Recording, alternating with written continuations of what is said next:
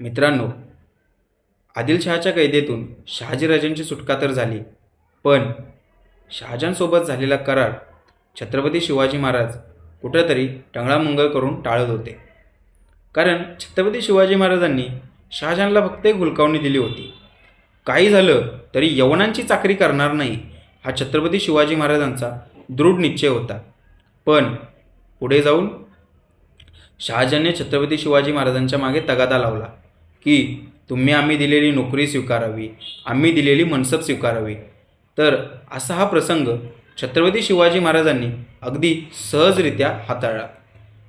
छत्रपती शिवाजी महाराजांनी आपले वकील रघुनाथ पंत यांच्याकडून एक खलिता मुरादाकडे पाठवला. या खलित्यामध्ये छत्रपती शिवाजी महाराज असं लिहितात की जुन्नर आणि अहमदनगर प्रांताची वडिलोपार्जित सरदारकी आम्हाला मिळावी. यावर मुरादाने छत्रपती शिवाजी महाराजांना उत्तराचा खलिता पाठवला.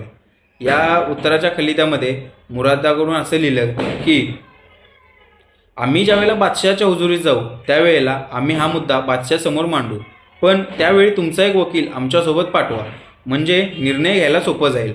असा उत्तराचा खलिता इसवी सन 1649 रोजी छत्रपती शिवाजी महाराजांना मिळाला. त्यामुळे अशा प्रकारे शहाजहानची नोकरी स्वीकारण्याचा विषय छत्रपती शिवाजी महाराजांनी काही ना काही कारणं देत पुढे ढकलला.